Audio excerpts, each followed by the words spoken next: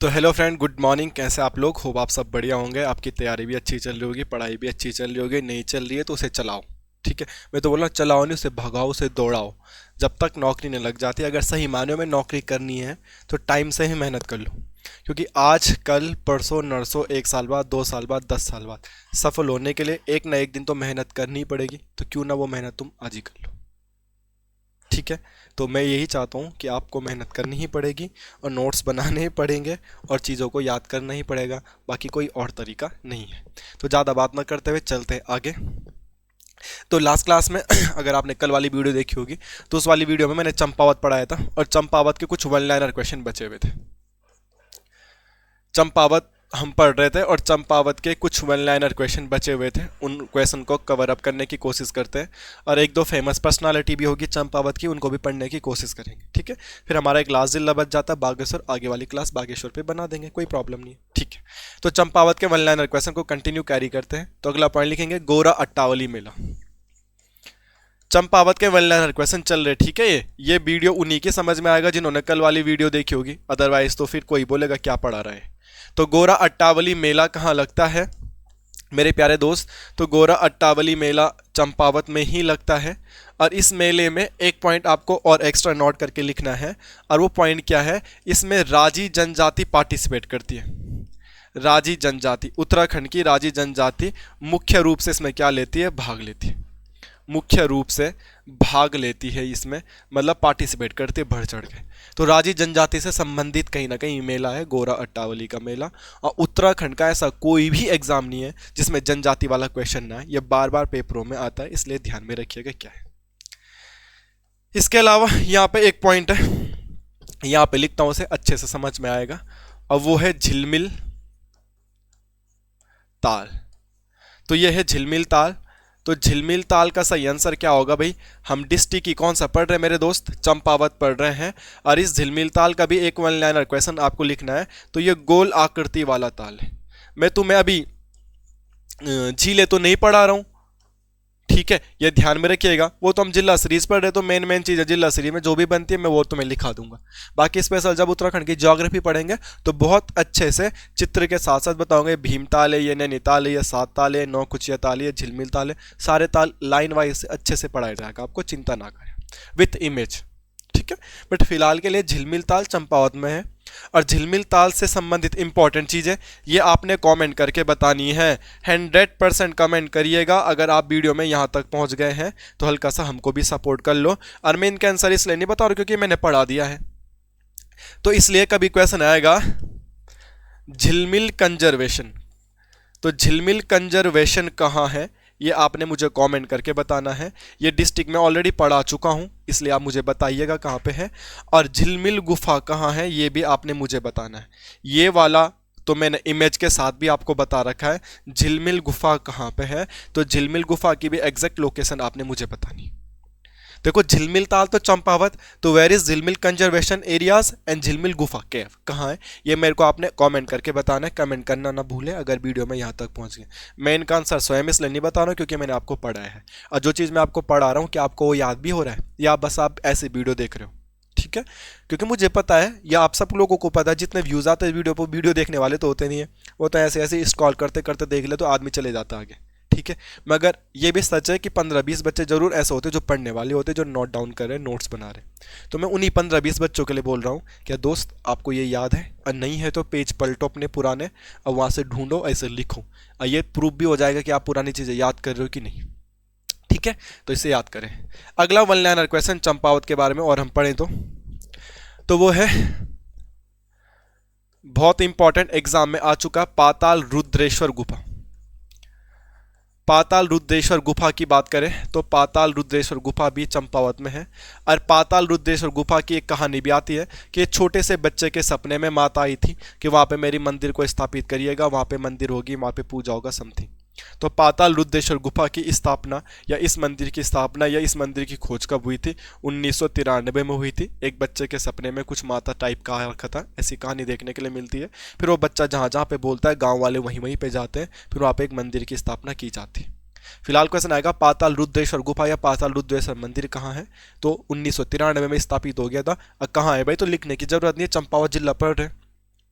लिखने की जरूरत यह है, ये मैंने आपको कल ही पढ़ाया था, तो आप इसका आंसर तो आप सब लोगों को पता होगा, पाताल भुवनेश्वर। ये मैंने आपको कल ही पढ़ाया था, इसलिए आप मुझे आंसर बताएंगे पाताल भुवनेश्वर गुफा कहाँ है, ये भी आप मुझे कमेंट करके बताओगे, क्योंकि ये मैंने कल ही आपको पढ़ाया था। ठीक है, तो ये दो चीज़ें और होगी आपको कन्फ्यूजन वाली। सेम सेम चीज़ें जो होती हैं उनको एक सामने लिख लिया करो, ये पेपर में आ जाती कई बार। ठीक है, इसलिए ध्यान में रखिएगा। इसके अलावा यहाँ पे एक और जगह, जिस जगह का नाम है पंचेश्वर। क्वेश्चन आएगा पंचेश्वर कहाँ है मेरे भाई, तो पंचेश्वर भाई चंपावत में ही तो होगा, जब हम चंपावत जिला पढ़ रहे थे। और इस पंचेश्वर में दो नदियों का संगम होता है, एक नदी का नाम है काली, और यहाँ पे एक और नदी का संगम होता है, एक नदी का नाम है सरयू। काली नदी को कुमाऊं में श्यामा के नाम से भी जाना जाता है। काली नदी का दूसरा नाम क्या है, श्यामा। और थोड़ी देर पहले हमने पढ़ाया भी था आपको, श्यामा किसका पर्यायवाची, काले का ही पर्यायवाची, श्याम किसका पर्यायवाची, काले का। काली नदी उत्तराखंड की सबसे लंबी नदी है, 252 किलोमीटर इसकी लंबाई है, और उत्तराखंड की सबसे लंबी नदी यही है, सबसे लंबी नदी यही है। कौन सी, काली। और सरयू नदी की जो लंबाई है, सरयू नदी की लंबाई देखने के लिए मिलती है आपको 146 किलोमीटर। ठीक है, सरयू नदी कहाँ से निकलती है, सरयू नदी निकलती है आपकी सरमूल ग्लेशियर से, सरमूल ग्लेशियर से।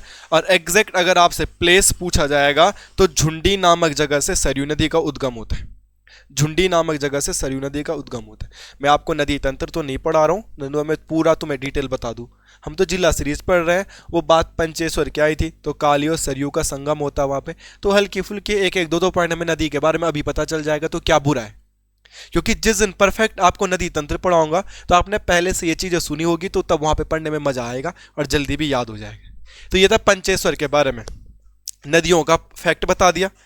क्या पंचेश्वर को इसके अलावा क्यों जाना जाता है, तो जो ये पंचेश्वर है ना, यहाँ पे चामू देवता, या चामू देवता को आप क्या बोल सकते हैं, चौमुहा देवता, चार मुहा वाला देवता, चौमुहा देवता की क्या की जाती है, पूजा की जाती है। यह मंदिर है यहाँ पे, जो भी आपको बोलना होगा। चामू देवता या चौमू देवता का मंदिर या पूजा कहाँ पे होती है, वो है पंचेश्वर। अब पंचेश्वर कहाँ भाई, पंचेश्वर चंपावत में। दुई नदियाँ यहाँ पर मिलती थी, नदियों को क्या बोलते हैं आप कुमाऊं में, हम लोग बोलते हैं गदन, गढ़वाली में हम लोग इसे बोलते हैं गदन नदी के लिए। आप लोग क्या बोलते हो बताओ। ठीक है, अगर क्या बोल सकते हैं यार, पता नहीं क्या बोल रहा था मैं भूल गया। ठीक है, नदी को गदन बोलते हैं, और एक और चीज़ भी बोलते हैं यार, अगर नदी छोटी होगी तो उसके लिए एक और शब्द का इस्तेमाल किया जाता है, वो मुझे मेंशन नहीं हो रहा है। फिलहाल पंचेश्वर में दो नदियां हैं, थोड़ा बहुत नदियों के बारे में मैंने तुम्हें बता दिया एग्जैक्ट फैक्ट, बाकी आगे बढ़े। हाँ, चामू और चौमू देवता का मंदिर होता है यहाँ पे, और ये चामू देवता जो फेमस है, ये चौमू देवता फेमस है, ये पशुओं के रक्षक देवता है, इसलिए ये क्वेश्चन पेपर में आ रखा था और यही मैं याद भी कर रहा था, पशुओं के रक्षक देवता।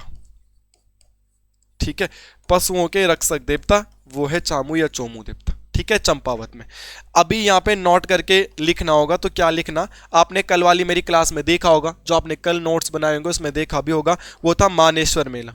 चंपावत में ही कल मैंने क्लास में पढ़ाया था मानेश्वर मेला। और मानेश्वर मेला की खासियत क्या थी, दुधारू पशुओं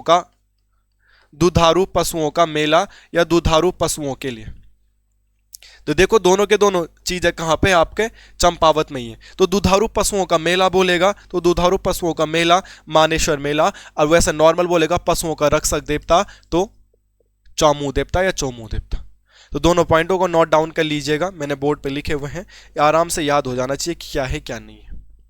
इसके अलावा ये क्या आ गया, ये आ गया राजकीय उद्यान चौबटिया। अरे ये तो हमने अल्मोड़ा डिस्ट्रिक्ट की सीरीज थी, ये तो वही वाली पीपीटी खुल गई, अल्मोड़ा डिस्ट्रिक्ट में आपको पढ़ाया गया होगा। ठीक है, वेट ए मिनट, देखता हूँ मेरे पास स्लाइड बची है कि नहीं, कोई प्रॉब्लम तो नहीं हो रही आप लोगों को। ठीक है, अगला है वन लाइनर क्वेश्चन, 9 ढूंगा घर।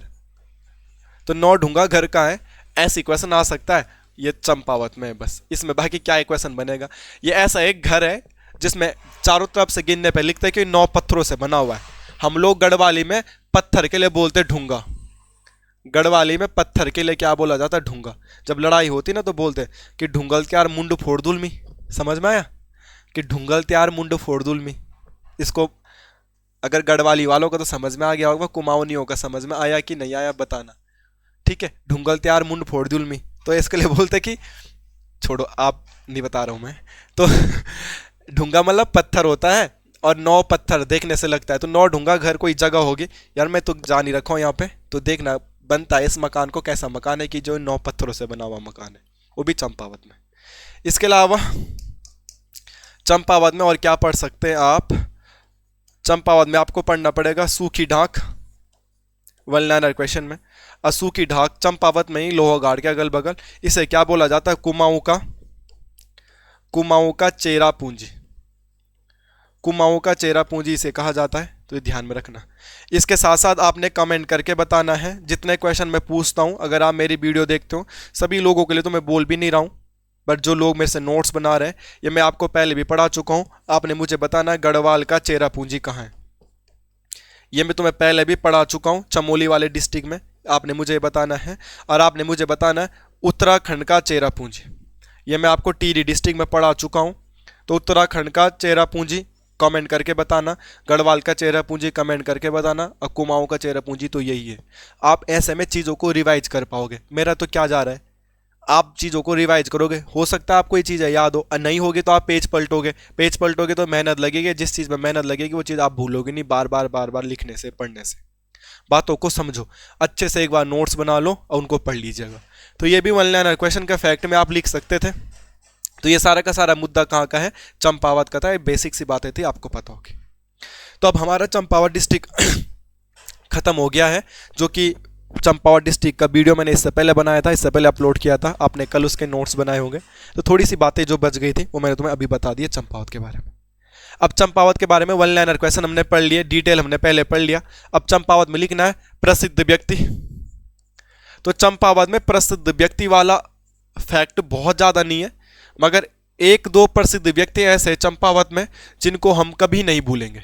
हम क्या, आने वाली पीढ़ियां भी उनको कभी नहीं भूलेंगे। जिनमें से एक नाम है, वो है कालू मेहरा जी का। ठीक है, ये कालू मेहरा भी चंपावत से बिलोंग करते हैं, और आपको पता है कालू मेहरा का जो जन्म हुआ था 1831 में हुआ था, और चंपावत के एक गांव में हुआ था जिसका नाम था बिसुंगु गांव। कालू मेहरा को टाइटल दिया जाता है, और वो दिया जाता है उत्तराखंड का पहला क्या बोलते हैं मेरे भाई बताओ? Freedom fighter.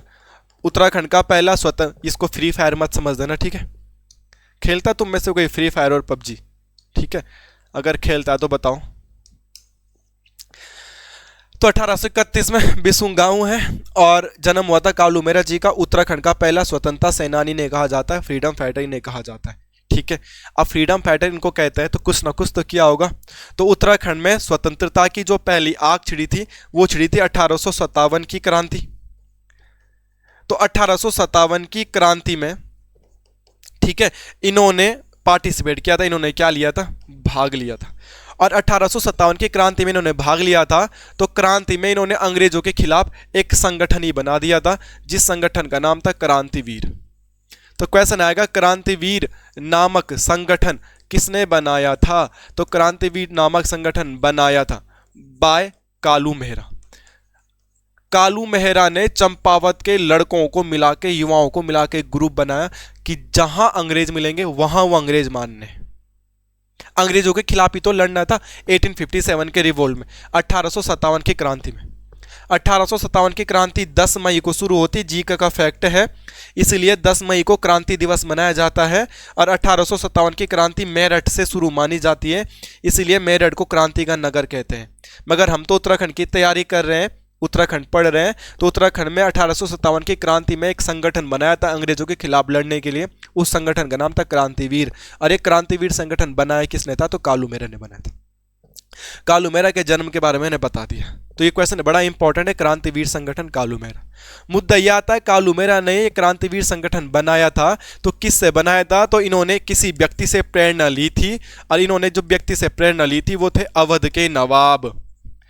अवध के नवाब, अवध का नवाब कौन था जी? वाजिद अली शाह। तो अवध के नवाब वाजिद अली शाह से ही इन्होंने प्रेरणा लेके एक संगठन बनाया था जिसका नाम था क्रांतिवीर। और ये क्रांतिवीर संगठन किसके खिलाफ लड़ने के लिए था? अंग्रेजों के खिलाफ लड़ने के लिए था क्रांतिवीर संगठन। तो कालूमेरा ने क्रांतिवीर संगठन बनाया था, इसीलिए कालूमेरा को क्या बोला जाता है? उत्तराखंड का पहला फ्रीडम फाइटर, अंग्रेजों के खिलाफ लड़ने के लिए। कोई भी संगठन बना रहा हूं मैं, आप एक ग्रुप बनाते हैं तो अकेला ग्रुप बनाना पॉसिबल नहीं है, वो भी ऐसा ग्रुप कि जब पूरे देश में अंग्रेजों की चलती है, कुमाऊं में अंग्रेजों के कमिश्नर चल रहे हैं और उनके खिलाफ लड़ने के लिए इंडियन लोगों का ग्रुप बनाना छोटी मोटी बात नहीं है। तो इसमें इनके सहयोगी थे। तो क्वेश्चन आ सकता है कि क्रांतिवीर संगठन में कालूमेरा के दो सहयोगी मित्र थे। एक का नाम था आपके पास आनंद सिंह फर्त्याल। एक का नाम था आनंद सिंह फर्त्याल और एक का नाम आता बिशन सिंह। एक का नाम आता विशन सिंह। तो आनंद सिंह और ये विशन सिंह कौन है? आनंद सिंह और विशन सिंह वही है, कालूमेरा के दोस्त हैं। बाद में इनको अंग्रेज चांदमारी प्रथा से मार भी देते, फांसी का गदर है नैनीताल में। जब उत्तराखंड का स्वतंत्रता संग्राम आंदोलन पढ़ाऊंगा तब इसके बारे में डिटेल में चर्चा हम करने वाले हैं। ये सारी बातें हो रही है 1857 की क्रांति के दौरान। तो आप अंग्रेजों वाली वीडियो देखना, आप कुमाऊं कमिश्नर वाली वीडियो देखना, वहाँ पे भी सेम चीज़ें मैंने आपको पढ़ा रखी हैं। तो 1857 की क्रांति के दौरान कुमाऊं कमिश्नर कौन था? तो कुमाऊं कमिश्नर था हेनरी रैमजे। ये क्वेश्चन ऑलरेडी पेपर में भी आ चुका है और अब तो ये बहुत आसान क्वेश्चन हो गया है, सब लोगों को इसके बारे में पता है, मगर मैंने तुम्हें हेनरी रैमजे वाली वीडियो में भी ये सारी चीज़ें पढ़ा रखी। तो इन सारी चीज़ों को आप नोट डाउन कर सकते हैं मेरे दोस्तों। कालूमेरा के बारे में, कालूमेरा का संबंध भी चंपावत से था। तो सोचो कितने वीर रहे होंगे उस समय लोग, इतने खतरनाक कंडीशन में भी अंग्रेजों के खिलाफ लड़ते थे, जबकि उनको पता था इसके बदले में सिर्फ मौत मिलेगी। फिर भी वो मौत को गले लगा देते थे, मृत्यु को गला लगा देते थे देश की आज़ादी के लिए। और देश को आज़ाद किया और इन नेता पार्टियों ने देश को बर्बाद कर दिया भ्रष्टाचार कर करके। ठीक है, वापिस चलते हैं। और चंपावत की जो जिला सीरीज थे हमारे, चंपावत कंप्लीट हो चुका है लगभग। हाँ, एक और व्यक्ति चंपावत के बारे में लिख लीजिएगा, हर्षदेव औली। इनका संबंध भी चंपावत से ही है। हर्षदेव औली का संबंध भी चंपावत से है। एक नाम और आपको लिखना चाहिए,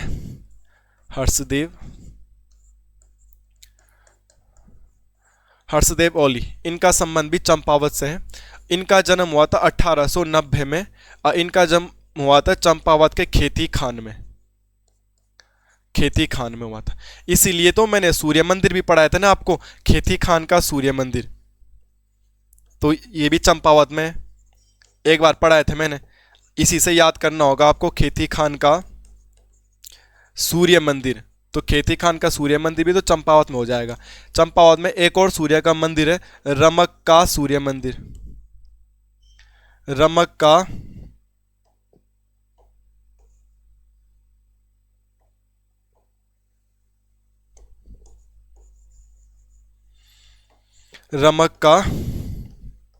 सूर्य मंदिर। रमक का सूर्य मंदिर भी कहाँ पे? चंपावत में। और भी सूर्य मंदिर चंपावत में याद नहीं आ रहे। ठीक है, एक सूर्य मंदिर ये भी चंपावत। मण का सूर्य मंदिर ये भी चंपावत में। ठीक है, एक और सूर्य मंदिर है, वो है सुई का सूर्य मंदिर। तो ये भी चंपावत में।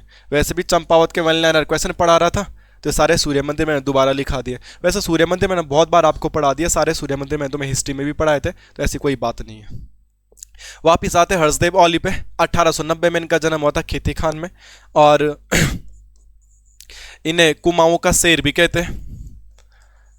कुमाऊं का या काली कुमाऊं का शेर कहते हैं। तो अपने ज़माने में खतरनाक रहे होंगे, स्वतंत्रता संग्राम के आंदोलनों में नहीं पढ़ते हम, तो काली कुमाऊं का शेर भी इनको कहते हैं। हाँ, अंग्रेजों ने इनको एक निक नेम दिया था, इनको मुसोलिनी भी बोलते हैं। मुसोलिनी के बारे में जानता है कोई भाई? इनको मुसोलिनी किसने बोला था? अंग्रेजों ने बोला था। ठीक है, अच्छा बताओ मुसोलिनी के बारे में जानते हो तुम? बताओ, सोचो। ऑनलाइन तो तुम कैसे बताओगे ना? ये बताओ, अगर मैं लाइव पढ़ाऊंगा ना, जब तुम मुझे सवाल जवाब भी कर सकते हो। लाइव पढ़ाने का टाइम क्या होना चाहिए? ठीक है, ऐसे में मुझे कैमरे के सामने पढ़ाना पड़ता है, कैमरे से पूछना पड़ता है, कैमरे के सामने चिल्लाना पड़ता है, और ये कैमरा जवाब भी नहीं देता है। तो आप ये बताओ, अगर मैं लाइव क्लास पढ़ाऊँ तो उसका टाइमिंग क्या होगा? जब मुझे 10 15 20 लोग तो लाइव देखें, और 10 15 20 लोग लाइव देखें तो उधर से मैं इधर से सवाल करूंगा तो जवाब देने वाला भी होना चाहिए ना, वरना मैं एक आयामी बात करता हूँ, बस मैं बात कर रहा हूँ, ये कैमरा जवाब नहीं देता। ठीक है, तब द्विआयामी वार्तालाप हो जाएगा ना, मैं सवाल दूंगा, उधर से कमेंट आएंगे तो जवाब भी मिल जाएगा। ठीक है, तो बताना, तब सही रहेगा ना, पढ़ाने का मज़ा ज़्यादा आएगा, मुझे ऐसा लगता है, क्योंकि मैंने आज तक तो कभी पढ़ाया नहीं है लाइव में, बट फिर भी आई वांट। तो मुसोलिनी ये वही है जिसने सेकेंड वर्ल्ड वार में पार्टिसिपेट किया था, और सेकेंड वर्ल्ड वार कहीं ना कहीं इसकी वजह से हुआ था, ये समझ लो तुम राउंड फिगर में।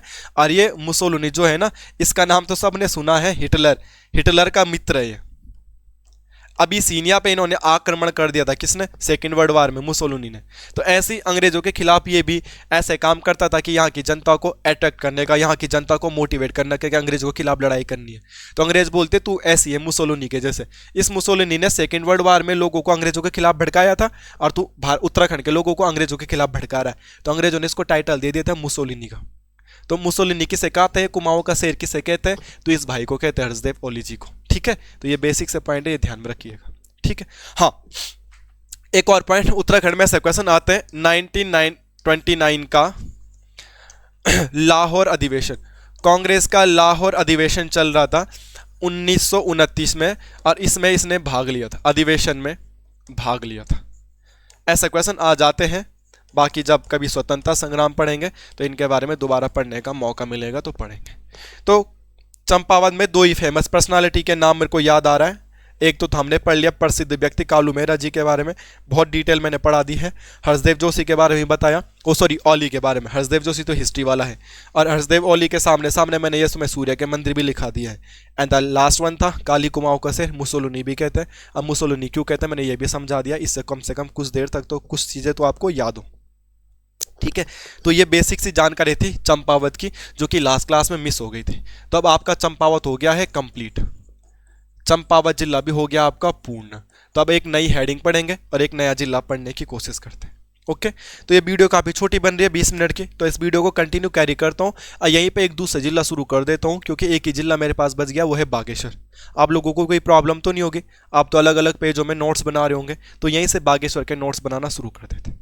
ठीक है, थोड़ा बहुत बागेश्वर अभी पढ़ लेते हैं इसके साथ, क्योंकि 20 मिनट की तो वीडियो हो ही गई है, 20 मिनट की और वीडियो बना देते। बाकी जो बागेश्वर बच जाएगा उसको भी एक वीडियो में बना दूंगा। ठीक है, बाकी आप मुझे कमेंट करके बता देना यार, 1 1 घंटे की वीडियो में बना तो दूं, पर आपको प्रॉब्लम तो नहीं होती, लोग देखते नहीं है।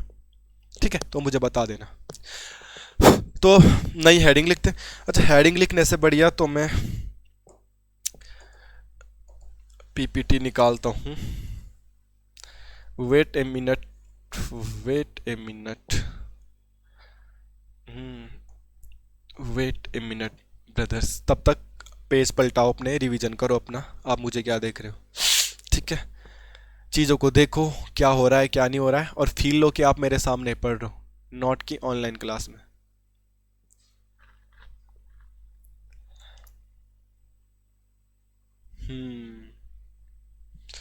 आ गया आपके पास बागेश्वर। ठीक है, तो बागेश्वर के बारे में पढ़ते हैं अब। I need some page.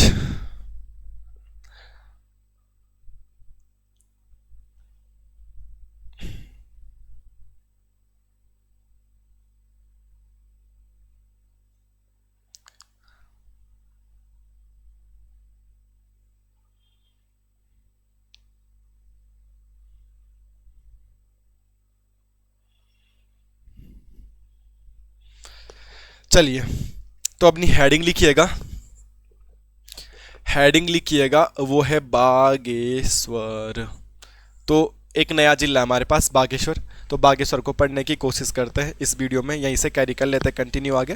थोड़ा बागेश्वर के बारे में भी पढ़ लेते हैं, थोड़ा चंपा थोड़ा बागेश्वर, फिर एक बागेश्वर की सेपरेट वीडियो आएगी जिसमें बागेश्वर कंप्लीट हो जाएगा और आपका जिला सीरीज भी कंप्लीट हो जाएगा। और आप मुझे कॉमेंट करके बता देना कि आप इसके बाद पढ़ोगे क्या, इसके बाद आप पढ़ना चाहते क्या हो, ये भी मुझे आप बता देना। ठीक है, तो सबसे पहले तो बागेश्वर को लिखेंगे। तो हेडिंग ये बागेश्वर है, तो कहते हैं बागेश्वर 2 पर्वतों से घिरा हुआ है। तो बागेश्वर के पूर्व में, ये पूरब हो गया, एक पर्वत है जिस पर्वत का नाम है भीलेश्वर पर्वत, अब बागेश्वर के पश्चिम में भी एक पर्वत है जिस पर्वत का नाम है नीलेश्वर पर्वत।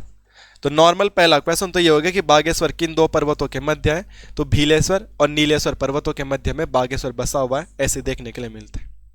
बागेश्वर के उत्तर में अगर हम नॉर्थ साइड में जाएंगे तो यहाँ पे एक कुंड देखने के लिए मिलता है और उस कुंड का नाम है सूरज कुंड। तो बागेश्वर के उत्तर में कौन सा कुंड है, तो उस कुंड का नाम है सूरज कुंड। और क्वेश्चन आएगा बागेश्वर के दक्षिण में भी एक कुंड है, उस कुंड का नाम है चंद्रकुंड। ठीक है, चंद्रकुंड नहीं मिलेगा आपको इसका आंसर, तो इसको आप अग्निकुंड भी कह सकते हैं। चंद्रकुंड नहीं मिलेगा आपको इसका आंसर, तो आप इसको क्या बोल सकते हैं, इसको आप क्या बोल सकते हैं मेरे दोस्त, बोलो क्या बोलोगे मेरे भाइयों, अग्निकुंड। आपको मेरा पढ़ाया हुआ समझ में भी आता होगा कि नहीं आता होगा, भगवान मालिक। बागेश्वर के नॉर्थन में सूरज कुंड, बागेश्वर के साउथन में अग्निकुंड, बागेश्वर के पूर्व में भीलेश्वर पर्वत। ये पर्वत है, ठीक है, मैंने अच्छा पर्वत बना रखे मैंने। तो क्वेश्चन आएगा बागेश्वर किन दो पर्वतों के मध्य है, तो अब आप ये नहीं बोलोगे कि हमें तो नहीं पता। तो बागेश्वर किन दो पर्वतों के मध्य है, ये मैंने आपको बता दिया, ये मैंने आपको लिखा दिया है, तो आप इसको याद भी कर लीजिएगा क्या है क्या नहीं है। ठीक है, अब बागेश्वर के बारे में जाने तो बागेश्वर को उत्तर का वाराणसी भी कहते हैं, क्योंकि यहाँ पे भी नदियों का संगम होता है। ठीक है, इसके अलावा से उत्तराखंड का प्रयाग भी कहते हैं, बहुत सारे निकनेम है बागेश्वर के। इसी के लिए इसको अग्नि तीर्थ भी कहते हैं, बागेश्वर को ही तीर्थराज भी कहते हैं। बागेश्वर के नाम गोल्डन घाटी भी है, बागेश्वर को ही कत्यूर घाटी भी कहते हैं, बागेश्वर को ही नीलगिरी भी कहते हैं। तो ये सारे के सारे निकनेम जो हैं बागेश्वर के हैं। तो आप इन सारे निकनेमों को पॉइंट करके नोट करके लिख सकते हैं, ये हर एक नाम बागेश्वर का है। बाकी बागेश्वर को व्याघ्रेश्वर कहते हैं, ये तो लिखने की जरूरत नहीं ना आपको, व्याघ्रेश्वर भी कहते हैं, बाघ वाला। तो ऐसा तो तुक्का भी लगा देगा कि व्याघ्रेश्वर किसका नाम होगा, तो बागेश्वर का। ठीक है, बागेश्वर में एक फेमस घाटी थी दानपुर, तो एक जमाने में बागेश्वर को दानपुर के नाम से भी जाना जाता है। दानपुर घाटी का सही आंसर भी बागेश्वर ही है। ठीक है, तो बागेश्वर के निकनेम थे सारे के सारे। जहां पे भी आप नीलगिरी लिखोगे ना, यहाँ पे एक पॉइंट लिख लेना कि बागेश्वर को नीलगिरी कहाँ पे कहा गया है, तो मानस खंड में कहा गया है, बस कि मानस खंड में बागेश्वर के लिए किस निकनेम का प्रयोग किया गया, तो ये है। तो हमारे जिले के बारे में कुछ बेसिक सी बातें पढ़ते हैं। तो हम पढ़ रहे थे बागेश्वर, तो बागेश्वर की बेसिक सी बातें बता दी हैं। बाकी बागेश्वर जिला कब बना, 1997 में बना था। ठीक है, बागेश्वर भी, रुद्रप्रयाग भी और चंपावत भी, ये तीनों के तीनों जिले कब बने थे, 1997 में बने थे। ये बात आपको पता हो जानी चाहिए। तो बागेश्वर के बारे में बेसिक सी बातें थी, भीलेश्वर, नीलेश्वर, सूरजकुंड, अग्निकुंड।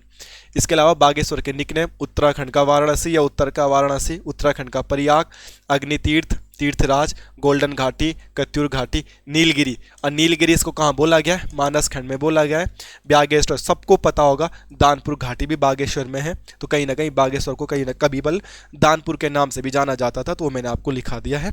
बाकी कुछ भी ऐसा फैक्ट नहीं है कि जो आपको पता नहीं होगा, बेसिक सी बातें वो पढ़ दी थी। ठीक है दोस्तों, कोई प्रॉब्लम है बागेश्वर के बारे में, नहीं है? तो सारे पॉइंटों को नोट डाउन करो और याद करो बागेश्वर के नाम क्या है। तो ये उत्तराखंड रहा, ये है बागेश्वर।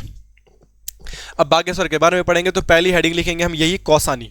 तो ये कौसानी, कौसानी के देखो चाय के बागान देखो, इसलिए कौसानी का एक निकनेम में मिलता है चाय स्टेट। ठीक है, ये स्विट्जरलैंड ऑफ इंडिया भी कहते थे कौसानी को। किसने कहा था, तो भाई आपके अपने मोहनदास करमचंद्र गांधी जी ने कहा था। ठीक है, तो इसके बारे में भी हम पढ़ने वाले हैं आगे जाके। तो ये कौसानी को स्विट्जरलैंड कहते हैं। तो है स्विट्जरलैंड के जैसे थोड़े पर्वतीय दिख रहे, पंचाचूली पर्वत 1 2 3 4 5, ये तो 6 दिख रहे हैं यार, पता नहीं कौन सा है फिर तो। ठीक है, ये पता नहीं पंचाचूली पर्वत तो नहीं होगा, फिर मैंने सोचा पंचाचूली पर्वत की फोटो होगी है, बट ये तो है नहीं। पंचाचूली पर्वत के बारे में याद आया, पंचाचूली की हाइट ही बता दो मुझे कॉमेंट करके। कल वाली वीडियो में मैंने तुम्हें पंचाचूली की हाइट भी बताई थी, कल परसों पिथौरागढ़ जब पढ़ाया था, तो आप मुझे बता दो। तो ये कुछ फोटोज है कौसानी की, स्विट्जरलैंड कहने लायक है कि नहीं है। तो कौसानी में मेनली फेमस है अनासक्ति आश्रम, दिख रहा होगा आपको, तो इसके बारे में भी पढ़ेंगे जब गांधी जी आए थे। इस फोटो को अगर आपको पढ़ना होगा तो 1929 में गांधी जी आए थे, एनसी स्टिप के शासनकाल में, कहीं सै के पेपर में पूछ भी लिया गया है। तो अगर आपको नोट डाउन करना है तो आप कर सकते हैं, कोई बड़ी प्रॉब्लम नहीं है। इसके बारे में पढ़ना है तो पढ़ लीजिएगा, बाकी मैं यहाँ पर्सनली भी जा रखा हूँ तो इसके बारे में मैं आपको बता दूंगा, ठीक है। ये महात्मा गांधी का जीवन चक्र है, कब कब उन्होंने क्या क्या किया था, कब चोरा चोरी कांड हुआ था, कब भारत छोड़ो आंदोलन हुआ था, कब वो भारत आए, कब क्या थे। तो ये वो फोटो लगा था वहां पे, उसकी फोटो खींचिए। आगे क्या पढ़ोगे कौसानी में, वाह, तो कौसानी में पढ़ोगे महात्मा गांधी की जो शिष्य थी उनका नाम क्या था, सरला बहन। तो सरला बहन के बारे में भी पढ़ेंगे। तो सरला बहन ने जो अपने लिए आश्रम बनाया था उनका नाम है लक्ष्मी आश्रम। तो ये लक्ष्मी आश्रम की फोटोज है, इनको बस फोटो नॉर्मली दिखा रहा हूँ, बाकी जब इसके बारे में नोट्स बनाऊंगा, नोट्स पढ़ाऊंगा तो बहुत अच्छे से समझाऊंगा आपको, एक ही बारी में याद हो जाएगा, ये गारंटी है। बस थोड़ा देख लो, वाह। वहीं पे सुमित्रानंदन पंत जी का संग्रहालय भी है, जब हम गए थे यहाँ उस समय ये बन रहा था नया रिकंस्ट्रक्शन करके। तो सुमित्रानंदन पंत जी का संग्रहालय भी कहाँ पे है, कौसानी में। तो हम पढ़ने ही वाले हैं अब कौसानी को। तो कौसानी में लक्ष्मी आश्रम भी है, उनका संग्रहालय भी है, गांधी जी का अनासक्ति आश्रम है, उनका संग्रहालय भी है, अब पंत जी का पंथवीति का भी है, उनका भी संग्रहालय है। देखो तो कौसानी में मैंने तीनों की फोटो आपको दिखा दी है, अब आपको दिमाग में सेव करके अब बाकी जो पॉइंट में लिखाऊंगा वो याद कर देना। फोटो से भी काम नहीं बन पाएगा दोस्त। और क्या है यहाँ पे देखो, ये पंथवीतिका का अंदर का एक हॉल है, और यहाँ बड़े बड़े आलमारे बना रखे, और यहाँ सब किताबें कहते हैं ये सारी किताबें पंत जी ने पढ़ी थी, और तब उन किताबों को यहाँ सजा के रख दिया है। और यहाँ पंत जी की फोटो अमिताभ बच्चन के साथ, इंदिरा गांधी जी के साथ, नेहरू जी के साथ, या पंत जी की फोटोज वगैरह लगी हुई है यहाँ पे, ठीक है। साफ साफ दिख रहा होगा कि नहीं दिख रहा होगा, भगवान मालिक है यार। ये कौसानी में जहाँ पे महात्मा गांधी जी रुके थे, ठीक है। तो ये महात्मा गांधी जी जहाँ पे रुके थे, बाहर में एक फोटो बना रही, क्योंकि एक बंदर ऐसा बैठा होगा, एक ऐसा बैठा होगा, एक ऐसा बैठा होगा। वहाँ पे जाओगे तुम कभी तो तुम फोटो खिंचाओगे। बाकी इस हॉल के अंदर जाओगे, यहाँ भी महात्मा गांधी की सारे फोटोज वगैरह लिखी पड़ी हुई है। ये महात्मा गांधी का चित्र भी आपको देखने के लिए मिल रहा होगा। तो यहाँ पे उन्होंने, ये देखो यहाँ पे लिख भी रखा अनासक्ति आश्रम, यहाँ पे उन्होंने निवास किया था, तभी उन्होंने कौसानी वाले इस जगह को क्या बोला था, भारत का स्विट्जरलैंड कहा था। तो ये सारी चीज़ें होगी क्लियर। तो फोटो देख के तो काम नहीं बनेगा, अब हमें पढ़ना पड़ेगा। तो आपकी पहली हेडिंग होगी बागेश्वर के बारे में, कौसानी, ठीक है। तो पहली हेडिंग लिखिएगा मेरे दोस्तों, पहली हेडिंग लिखिएगा कौसानी। कौसानी के बारे में बेसिक सी बातें पहले पढ़ने की कोशिश करेंगे। कौसानी के बहुत सारे निकनेम है। पहला निकनेम तो यही है, भारत का स्विट्जरलैंड। और किसने कहा था भारत का स्विट्जरलैंड, बाय महात्मा गांधी। कौसानी की स्थापना का श्रेय किस कुमाऊं कमिश्नर को जाता है, तो कौसानी की स्थापना का श्रेय हेनरी रेमजे को जाता है। कि किसने यहाँ का विकास किया था, तो हेनरी रेमजे के शासनकाल में इधर का विकास हो। इसी को कुमाऊं का दार्जिलिंग भी कहते हैं, कुमाऊं का दार्जिलिंग। दार्जिलिंग असली में कहाँ है, असली दार्जिलिंग पड़ता है वेस्ट बंगाल। और मेरे ब्लॉगिंग वाले चैनल पे जाके दार्जिलिंग का ब्लॉग भी आप देख सकते हैं। लास्ट टाइम मैं घूमने के लिए गया था नॉर्थ ईस्ट, तो मैं दार्जिलिंग भी गया था। तो दार्जिलिंग में भी बहुत सारे चाय के बागान हैं, चाय के बागानों के लिए फेमस है नॉर्थ ईस्ट दार्जिलिंग, ठीक है। और ऐसे ही अभी हमने देखा कौसानी में भी चाय के बागान थे, दैट्स वाई से क्या बोलते हैं कुमाऊं का दार्जिलिंग। चाय के बागान ज़्यादा है तो उत्तराखंड में क्वेश्चन आएगा चाय स्टेट। चाय स्टेट किसे कहते हैं, तो उत्तराखंड में चाय स्टेट किसे कहते हैं, आपके अपने कौसानी को ही कहते हैं। इसके अलावा कौसानी का एक और नाम आता है, अब वो आता है कुमाऊं का गहना। तो कुमाऊं का गहना भी किसे कहते हैं, गहना बोलते हैं आभूषण, ठीक है।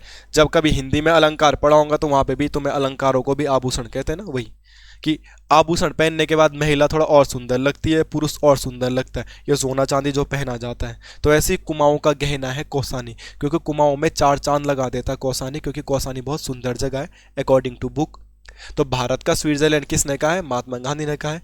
स्थापना हेनरी रेमजे का श्रेय जाता है कुमाऊं कमिश्नर। कुमाऊं का दार्जिलिंग क्यों कहते हैं, चाय के बागानों की वजह से। चाय स्टेट क्यों कहते हैं, चाय के बागानों की वजह से। और सुंदर है तो इसीलिए से कुमाऊं का गहना भी कह देते हैं। तो ये सारे पॉइंट कौसानी के बारे में थे, और पहली हेडिंग हमारी कौसानी होगी, वो हमने लिख दी है, ठीक है, ये ध्यान रखना। अगला नाम, अगला पॉइंट, कौसानी का पुराना नाम। अगर आपसे क्वेश्चन पूछा जाएगा पुराना नाम, ओल्ड नेम, तो बताओ भाई कौसानी का पुराना नाम क्या है, तो कौसानी का पुराना नाम था बलना। इसके बाद कौसानी एक पहाड़ी पे हिल स्टेशन है, तो कौसानी किस पहाड़ी पे बसा हुआ है? तो कौसानी बसा है पिंगनाथ पहाड़ी पे। पिंगनाथ पहाड़ी पे बसा हुआ एक छोटा सा शहर भी तो नहीं है, छोटा सा जगह है, टाउन है, कौन? कौसानी। इसके अलावा कौसानी के बारे में आपको क्या फैक्ट पढ़ने हैं, क्या मुद्दा पढ़ना है, हमने ये पढ़ लिया है। कौसानी का नाम कौसानी क्यों पड़ा था? तो यहाँ पे एक ऋषि मुनि थे, जिस ऋषि मुनि का नाम था कौशिक मुनि। ऐसा हमने बहुत शहर पढ़ लिए हैं कि किसका नाम, किस शहर का नाम किसकी वजह से पड़ा है? कौशिक मुनि की तप स्थली थी। कौशिक मुनि की तप स्थली थी कौसानी, इसीलिए इसका नाम क्या पड़ा है? कौसानी पड़ा है। ध्यान रखना, कौशिक मुनि की तप स्थली के कारण इस शहर का नाम क्या पड़ा है? कौसानी पड़ा है। तो ये वाला फैक्ट भी आप नोट करके लिख सकते हैं। तो इसका पुराना नाम बलना था, पिंगनाथ पहाड़ी पे है, कौशिक मुनि की वजह से तप स्थली पड़ा है। ठीक है, बाकी कौसानी के निकनेम थे, ये पता चल गया होगा। तो कौसानी के बारे में जो बेसिक से फैक्ट आपको पता होने चाहिए थे वो आपको पता चल गए हैं। और कौसानी के बारे में तो मैं फोटोज भी दिखा दिए थे। अब जब भी आप कौसानी मार्केट में जाओगे ना, वो एक तिराहा टाइप का, क्योंकि मैं तो यहाँ पे पर्सनली जा चुका हूँ। छोटा सा बाजार है, बहुत बड़ा बाजार भी नहीं है, बहुत छोटा सा, इमेजिन कर लीजिएगा। और यहाँ से बाजार से सीढ़ी सीढ़ी सीढ़ी सीढ़ी सीढ़ी है। तो सबसे पहले एक घर आता है, और वो घर है सुमित्रा नंदन पंत जी का। और यहीं पे सुमित्रा नंदन पंत जी का जो घर था, उसी को वर्तमान में हम क्या कहते हैं? पंथ वीथिका। मैंने थोड़ी देर पहले आपको फोटो दिखाई थी, वीडियो में पीछे जा लीजिएगा आप। और वहीं पे सुमित्रा नंदन पंत का संग्रहालय। तो क्वेश्चन आएगा, सुमित्रा नंदन पंत का संग्रहालय का है कौसानी में। सुमित्रा नंदन पंत के घर से तुम थोड़ा थोड़ा ऊपर जाओगे, और यहीं पे एक आश्रम है रोड के किनारे, जिस आश्रम का नाम है लक्ष्मी आश्रम। और लक्ष्मी आश्रम क्यों फेमस है? तो सरला बहन की वजह से। सरला बहन ने यहाँ पे लक्ष्मी आश्रम बनाया था। तो क्वेश्चन आएगा, लक्ष्मी आश्रम का है? तो भी आंसर क्या होगा? कौसानी होगा। और लक्ष्मी आश्रम में सरला बहन किसकी शिष्य थी? महात्मा गांधी की। और थोड़ा ऊपर जाओगे तो पहाड़ी के टॉप पॉइंट पे वहाँ पे एक आश्रम है जिसका नाम है अनासक्ति आश्रम। ये सब तीन कितने पड़ोसी हैं एक दूसरे का। और यहाँ पे महात्मा गांधी रुके थे। तो क्वेश्चन आएगा, महात्मा गांधी आश्रम कहाँ पे है या अनासक्ति आश्रम कहाँ है? तो कौसानी में। अनासक्ति आश्रम कौसानी, लक्ष्मी आश्रम कौसानी, और पंत वीथिका कौसानी। तो पंत वीथिका किसका आश्रम है? सुमित्रा नंदन पंत का। लक्ष्मी आश्रम किसके नाम से चल रहा था? सरला बहन के नाम से चल रहा था। और अनासक्ति किसके नाम से चल रहा था? महात्मा गांधी जी के नाम से चल रहा था। तो ये तीनों के तीनों ना एक दूसरे के पड़ोसी थे, और ये तीनों के तीनों कौसानी के मार्केट में। तो कभी भी कौसानी जाना हुआ आपका, कभी भी आप कौसानी पहुंचोगे तो आपको ये तीनों के तीनों एक ही सामने मिल जाएंगे। तो चले जाइएगा। मैं जब भी घूमने जाता हूँ, को आपको पता तो चल ही गया होगा इतना जो मुझसे पढ़ रहा है कि घूमक्कड़ी का शौकीन हूँ, तो मैं बस यही देखता हूँ कि जहाँ भी मैं घूमने जाऊँ किताबों में कौन कौन सी चीज़ें लिखी गई है जो कि एग्जाम के पॉइंट ऑफ व्यू से भी इंपॉर्टेंट हो। फिर वो चीज़ें रट जाती, याद हो जाती, दिमाग में छप जाती। ठीक है, इन चीज़ों के बारे में थोड़ा समझे। तो कभी भी आप घूमने जाओ तो किताबों में जो भी चीज़ें लिखी होती है उन चीज़ों को भी याद कर लिया करो कि क्या क्या है क्या क्या नहीं है। अब इनको थोड़ा लिखते हैं। तो मैं तुम्हें समझा दिया तीनों की तीनों एक ही सामने। ठीक है, अभी जो मैंने तुम्हें पीछे फोटोज में दिखाया था वो यही है। ये गांधी आश्रम सबसे ऊपर है, ये गांधी आश्रम सबसे ऊपर है। इसके बाद ये सुमित्रा नंदन पंत सबसे नीचे है। अब बीच में ये देखो ये लक्ष्मी आश्रम भी है। तो ये तीनों की तीनों एक ही सामने की फोटो है। जब कभी एक जगह घूमने जाओगे आप तो आप तीनों जगह घूमने ऐसे पहुंच जाओगे, तीनों जगह देख के आ जाओगे। तो हमने कौसानी के बारे में बेसिक सी बातें पढ़ ली है, और वो तीनों के तीनों स्टेचू संग्रहालय के म्यूजियम के बारे में हमने पढ़ लिया है। अब तो इन्हें म्यूजियम के बारे में एक ही सामने लिख देता हूँ। ठीक है, तो सबसे पहले अनासक्ति आश्रम। तो अनासक्ति आश्रम के बारे में क्या लिख सकते हैं? 1929 में गांधी जी का प्रवास। तो गांधी जी यहीं पे रुके थे। बाकी गांधी जी का आगमन उत्तराखंड के स्वतंत्रता संग्राम आंदोलनों में स्पेशल एज ए हेडिंग में आपको पढ़ा दूंगा। कहीं सै के पेपर में आता है दैट टाइम कुमाऊं का कमिश्नर कौन था? तो उसका नाम था NC स्टीफ। तो क्वेश्चन आएगा, जब महात्मा गांधी कुमाऊं आए थे उस समय कुमाऊं कमिश्नर कौन थे? तो उस समय कुमाऊं कमिश्नर थे NC स्टीफ। ये भी याद रख लीजिएगा, कहीं सै के पेपर में आया था। अगर आपने तैयारी करी होगी तो आपको पता भी होगा। ठीक है, तो अनासक्ति आश्रम का सही आंसर भी क्या हो जाएगा? कौसानी हो जाएगा। बाकी महात्मा गांधी, क्वेश्चन आएगा गढ़वाल आगमन, एक्स्ट्रा फैक्ट लिखना होगा तो लिख लीजिएगा। वैसे मैं तुम्हें स्वतंत्रता संग्राम आंदोलनों में ये पढ़ाने वाला हूँ। तो महात्मा गांधी जी गढ़वाल 1915 में आ गए थे। और दैट टाइम पे कुमाऊं का कमिश्नर कौन था? दैट टाइम पे कुमाऊं का कमिश्नर था पर्सी विंडम। अगर आपको एक्स्ट्रा फैक्ट लिखने हैं तो मैं आपको एक्स्ट्रा फैक्ट लिखा दूंगा, बट इसको स्पेशल एज ए टॉपिक भी हमको पढ़ने वाले आगे जाके एक हेडिंग आएगी उत्तराखंड में महात्मा गांधी का आगमन, तो ये चीज़ें पढ़ेंगे। तो अनासक्ति आश्रम के बारे में बेसिक से एक्स्ट्रा फैक्ट तो मैंने लिखा दिया है, और जब मैं तुम्हें इनको ओरिजिनली में पढ़ाऊंगा ना तब तक भूल जाना इन्हें, क्योंकि रिवीजन तो करना नहीं है ना, इसलिए बोलता हूँ रिवीजन करो। दूसरा, यहीं पे कहाँ पे, कौसानी में ही, तो कौसानी वाली हेडिंग में ही आपको क्या पढ़ना पड़ेगा, लक्ष्मी आश्रम पढ़ना पड़ेगा। लक्ष्मी आश्रम की दुनिया भर की डेट मिलती है, विकिपीडिया बोलता 1948 में बना, मानस खंड बोलता 1945 में बना, और परीक्षावाणी किताब बोलती है 1941 में बना, तो मैंने लिख दिया। तो लक्ष्मी आश्रम भी कौसानी में ही है, और इसकी हर्ता कर्ता कौन थी, सरला बहन थी। सरला बहन, जब महात्मा गांधी को पढ़ेंगे तो सरला बहन और मीरा बहन को भी जरूर पढ़ेंगे। सरला बहन का नाम यहीं पे आ गया, तो हल्का सा पढ़ लेते हैं इनके बारे में। इनका रियल नाम क्या था, मिस कैथरीन हेलाइमन, मिस कैथरीन हेलाइमन। तो इनका ये रियल नाम था, और महात्मा गांधी से प्रेरित होकर अपने देश वापस गई नहीं, यहीं आके बस गई थी। अगर कभी बोलेंगे इनका जन्म कब हुआ, वैसे तो मैं चीज़ें तुम्हें पढ़ाऊंगा भी आगे जाके, मगर अभी सरला बहन की बात आई तो मैंने यहीं पे लिखा देता हूँ इनके बारे में कुछ खबरें, ठीक है, कुछ बातें। बाकी डिटेल में पढ़ने बताएंगे इनके बारे में जब हम स्वतंत्रता संग्राम आंदोलन पढ़ेंगे, तो इनके बारे में तुम्हें मैं डिटेल से पढ़ाऊंगा, चिंता ना करो। अभी तो मैं जिला सीरीज पढ़ा रहा हूँ ना, तो बहुत डिटेल से तुम्हें बता नहीं सकता, ठीक है, कोई प्रॉब्लम तो नहीं है, प्यार से समझा रहा हूँ, प्यार से समझ जाओ, ठीक है, इसलिए याद करो इन चीज़ों को। तो ये था लक्ष्मी आश्रम। और क्या बताया था मैंने, हाँ, यहीं पे एक और आश्रम है जिसे कहा जाता है पंथ वीथिका, पंथ वीथिका। अब पंथ वीथिका क्या है, सुमित्रा नंदन पंत जी का संग्रहालय। यहीं पे सुमित्रा नंदन पंत जी का जन्म हुआ था, और ये आपके हिंदी के सिलेबस में भी है, इसलिए थोड़ा इंपॉर्टेंट है।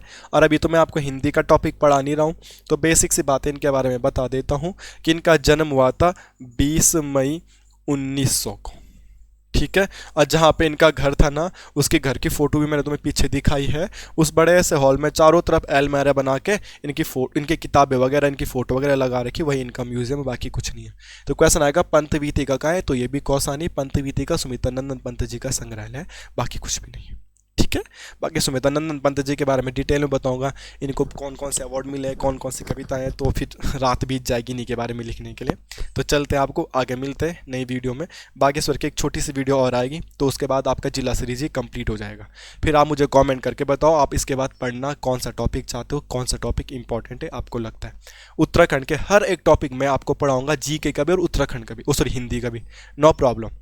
बट अभी समय के इश्यू है, एक दिन में 1-2 वीडियो में शूट कर पाता हूँ। और मैं तुम्हें वाइट बोर्ड पर जल्दी ही वाइट बोर्ड वाली क्लास भी आपकी चलेगी, नॉर्मल मार्कर से लिखूंगा, नॉर्मल क्लास घर पे भी आएगी, डिजिटल बोर्ड वाली क्लास नहीं मिलेगी। तो आप उनका भी मैं 1-2 सफल प्रयोग करना चाहता हूँ, मैं अपलोड करके देखूंगा, अच्छा रिव्यू मिलेगा तो मैं वाइट बोर्ड पर भी वीडियो बनाऊँगा, तो वहाँ एक दूसरा सब्जेक्ट आपका चल सकता है, ठीक है।